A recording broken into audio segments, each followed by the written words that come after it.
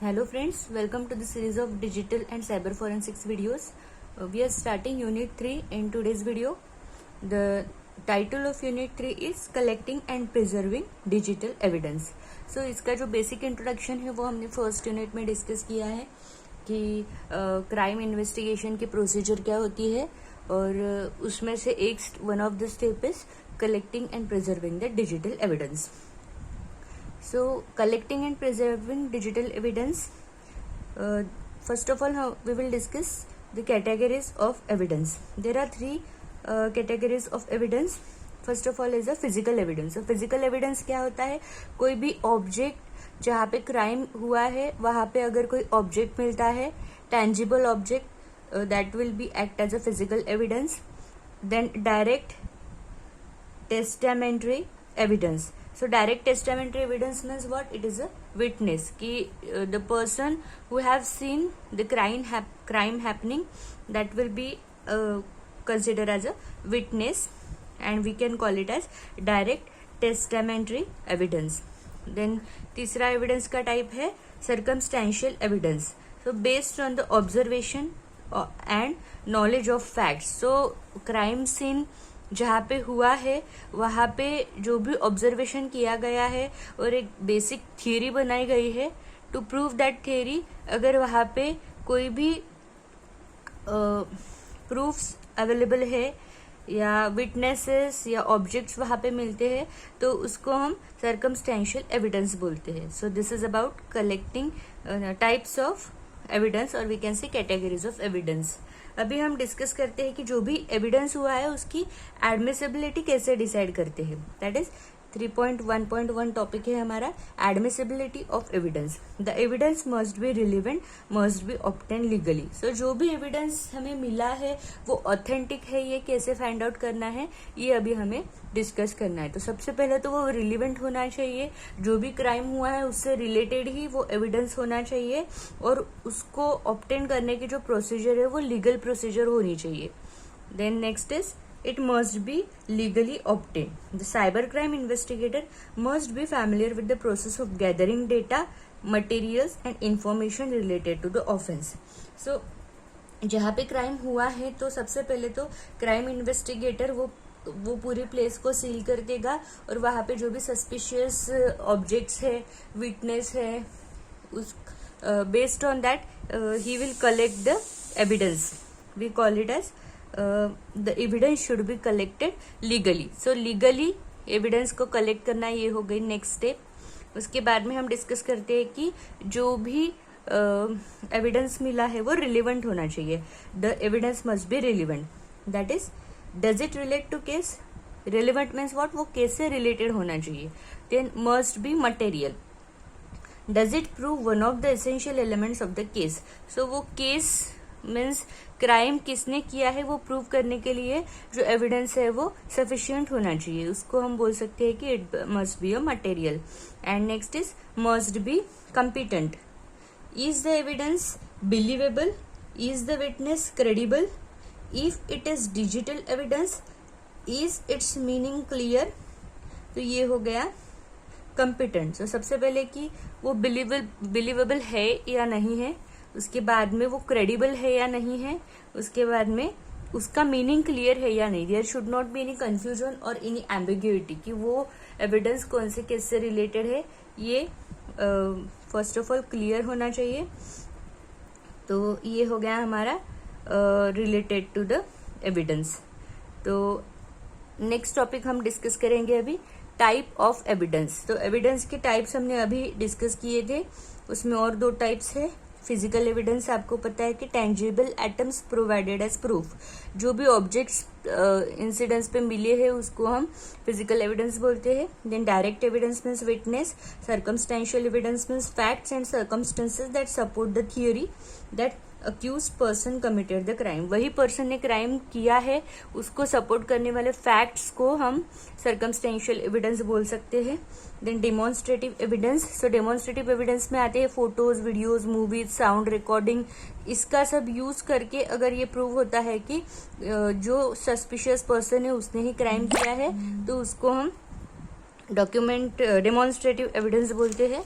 और last type जो है वो डॉक्यूमेंट्री एविडेंस। तो डॉक्यूमेंट्री एविडेंस में फिर से आता है कि photograph, writings on paper, tape recordings, films and emails, email की जो प्रिंट आउट्स होती है, ये सब जो डेटा है, डॉक्यूमेंट्स है, इसको हम डॉक्यूमेंट्री एविडेंस बोल सकते हैं।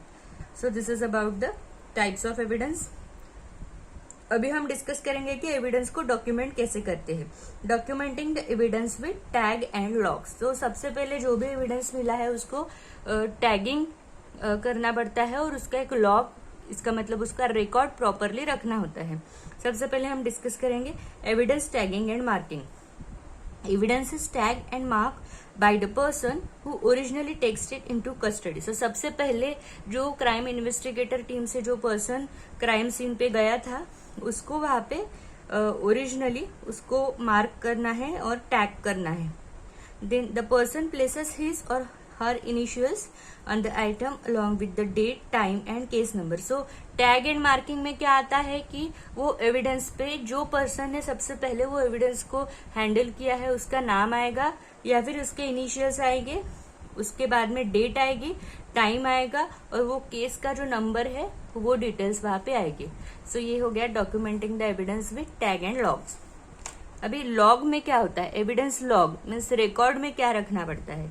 The evidence log is a document that lists all evidence collected in a criminal case with a description of each piece of evidence which was discovered and collected it, the date and time of collection and the disposition of the evidence। So यहाँ पे जो evidence collect हुआ है उसके details log में रखने हैं। वो कब कलेक्ट हुआ है, कौन से डेट पे कलेक्ट हुआ है, कौन से टाइम पे कलेक्ट हुआ है, उसका डिस्क्रिप्शन लिखना है और वो कहाँ पे प्रॉपरली रखा है, सेव किया है, that is disposition of the evidence. This things should be there in the evidence log. अभी हम नेक्स्ट पॉइंट डिस्कस करते हैं, maintaining the chain of custody. Chain of custody means what की it is not possible that a single person will handle all the case. एक ही पर्सन पूरी case को हैंडल करेगा ऐसा नहीं है। जो एविडेंस होता है वो सेवरल पीपल के हैंड्स थ्रू जाता है, that is it is to be pass through the several people, we can call it as chain of people. So chain of custody को प्रॉपरली मेंटेन करना है, मीन्स किस पर्सन के बाद कौन से पर्सन ने वो एविडेंस को हैंडल किया है वो यहाँ पे बहुत इंपॉर्टेंट होता है। The term chain of custody refers to the continuity of the evidence.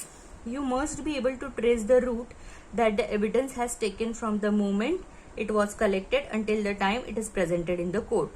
So जब से वो evidence collect हुआ है तब से लेके कोर्ट में वो प्रेजेंट होने तक वो किस किस लोगों के हाथों से गया है, that is which people will be involve in handling the evidence, ये सब प्रॉपरली मेंटेन करना चाहिए। इसको हम बोलते हैं maintaining the chain of custody.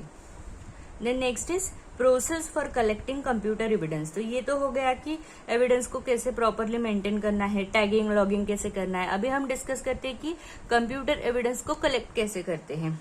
तो सबसे पहले फर्स्ट रिस्पॉन्डर्स का रोल क्या होता है। फर्स्ट रिस्पॉन्डर्स में सबसे पहले जो क्राइम सीन पे जाते हैं और एविडेंस को कलेक्ट करते हैं, उनका काम क्या होता है कि identify the crime scene. Crime scene पे जाना, officers who arrive first at the scene should identify the scope of the crime scene and establish a perimeter, means कितने एरिया को सील करना है, ये सबसे पहले जो पर्सन क्राइम सीन पे पहुंचते हैं उनको डिसाइड करना है।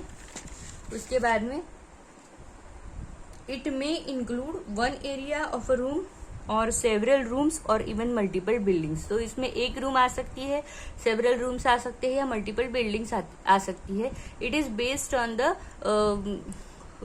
क्राइम्स, दैट इज क्राइम कितना बड़ा है या फिर कितने बिल्डिंग्स, कितने पीपल इसमें इन्वॉल्व है, that will be decided, that will decide the area of sealing, कितने एरिया को सील करना है, ये सब depend on the, it will depend on the case.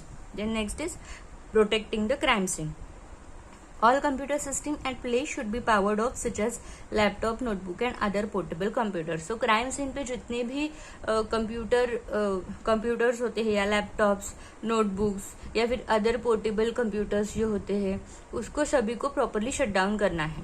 Then preserving temporary and fragile evidence. In case of evidence that could disappear before investigation arrive, first responder should take any responsibility to preserve or record it। सो ऐसा कोई evidence है जो, जैसे कि कोई system आप shut down करने के बाद में उस पे जो करंट डेटा है वो चला जाएगा, तो इन दैट केस आपको उसका प्रॉपर रिकॉर्डिंग करना है, या फिर you have to take photographs of that so that it can be act as a proof in the code.